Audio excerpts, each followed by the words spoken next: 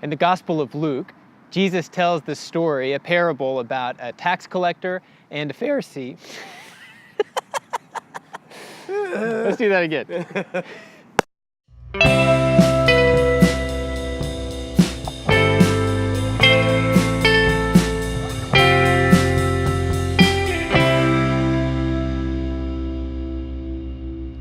In the Gospel of Luke, Jesus tells this story, a parable, about two men who go up to the temple to pray. One of them is a Pharisee, a religious leader, and the other is a tax collector, somebody who would have been seen as one of the worst of all sinners in Jewish society of the day.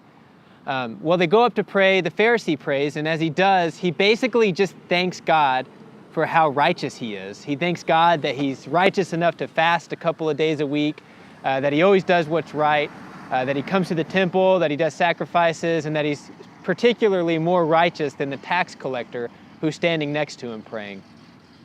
Well, Jesus describes the tax collector as praying in a very humble way. He stands with his head down. He doesn't even want to look up toward heaven.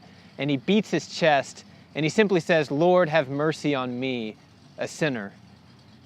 Well, Jesus says as the two went home that day, it was the tax collector, rather than the religious Pharisee, the tax collector who humbled himself, who actually went home justified before God. Hey guys, it's Matt and Preston. We just want to share with you a story that happened this past week where we had a moment to gather with some of our friends, some of our homeless neighbors that are in the community. And as we gathered with them, there's this stoop that's within the neighborhood. And generally throughout the week, many of the people in the community that we would call at large will gather at that stoop and they hang out there. Sometimes they get into trouble. Sometimes it's just sharing a word back and forth. Sometimes it's sharing a meal together. There's often a young man that will set up a little grill and cook some food for them or something.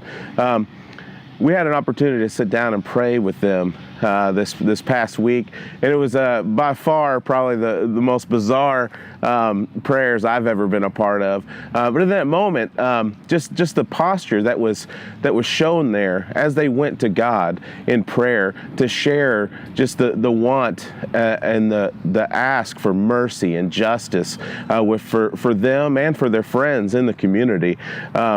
There was moments of cussing, and there was a hot dog thrown at one point. As we came together in this moment, one of our friends, she was sitting on the stoop with us, and we were talking back and forth, and she kept kind of picking up something and putting it back down, and she kind of turns back and looks at Preston, and she asked Preston, "Do you mind if I light this joint up, Preston? Would it bother you?" I told her, well, I mean, in the sense that it would bother me that I love you and I'd rather you not smoke pot, yeah, it'd bother me. I mean, she lit up anyway. But at the end of the prayer, tears were streaming down her face. I mean, the fact that anybody would want to stop and pray with her and make a moment, a spiritual moment, really meant a lot to her. And as we talk about that, we talk about the posture that we come to God with, and just the act of prayer as we come in that prayer worship to God, and we're taking those things in our heart and those things that are on our mind and those worries that we have and all those things that we bring to God's feet. I just challenge you guys to really take a look at what that looks like in your own lives, and remember the posture that you have as you enter into that moment of time with our Lord. So what we wanted to do was later, the next week, was to revisit that stoop, bring a guitar and sing some worship songs, hopefully with some of our homeless friends who had gathered there.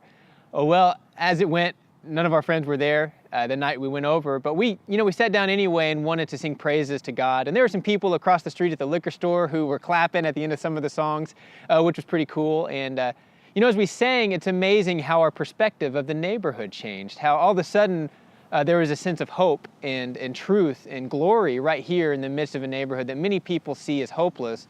We were seeing that very clearly there is hope here. Well, the cool thing is we walked over to this park here behind us, Ritter Park, in the middle of the neighborhood, and thought, well, let's do another worship set there. There's some kids playing, maybe they'll be interested. And sure enough, several of the kids gathered around as we started playing. We played that classic worship song, "Lord, I Lift Your Name on High." It's a real simple explanation of the gospel. And before we know it, there may be 10 or so kids. They were clapping. They're trying to sing along as they learn the lyrics. And we wrap the song up, and one of the little girls says, "Do you guys know the song Forever Rain?" Which, if you don't know, is a very popular worship song right now. So we sang that together, and she was singing along. And Matt was wearing this shirt, and she said, "Are you the guy hanging up these King Jesus signs throughout the neighborhood?" We said, maybe. Yeah, maybe. What makes you think that, right? And she said, "Man, I saw one of those signs here and over here," and all the kids started chiming in. They'd all seen these signs around their school and around the neighborhood. They knew where they all were. Which was really cool. So these kids' eyes have been opened to seeing our Jesus propaganda all throughout the neighborhood. And one little girl, probably the oldest in the group, she's a 7th grader, she said one of the signs had fallen off of a pole and landed in her front yard. And her mom found it, and it was wet because it had just barely survived the storm, right? So it's soaking wet. And her mom brought it inside and let it dry out, and they hung it up in their house because they want to be reminded daily that Jesus is King. And the whole experience, worshiping with these kids, seeing the way that they honor Jesus, reminds me of how Jesus says that if we really want to enter the kingdom, we have to enter it like little children. For sure. In that moment too, I had the opportunity, my oldest son, get to join in with us. And just his perspective as a young man, looking at these younger students that are coming out, and just their desire to worship Jesus in that moment, to know him as King, was a real impactful thing for him. And I know it's something that he talked about for days and days to come after that. So one thing a lot of people have asked us about as we've hung up the King Jesus signs throughout the neighborhood, and people have heard about that, is wondering if we have t-shirts. In fact, some of the kids asked if they could have t-shirts like this, which I think is awesome. And well, it's finally arrived. We are offering t-shirts, King Jesus shirts and Nomad shirts on our website, nomadchurch.org. If you go there, there's a link to the shop there. You can order a shirt. The way we're going to do that is we're going to take all the orders in, and then we're going to order in a big batch and hopefully have them to you by the beginning of December. So this is a way for you guys to show that Jesus is King in your life, help support the message getting out that Jesus is King all over the world, not only in Midtown here and in the hearts of those we love, but around the world. And it's a way to help support the ministry also. So as we close, we always ask for prayer, and we want to thank you for your prayers and support.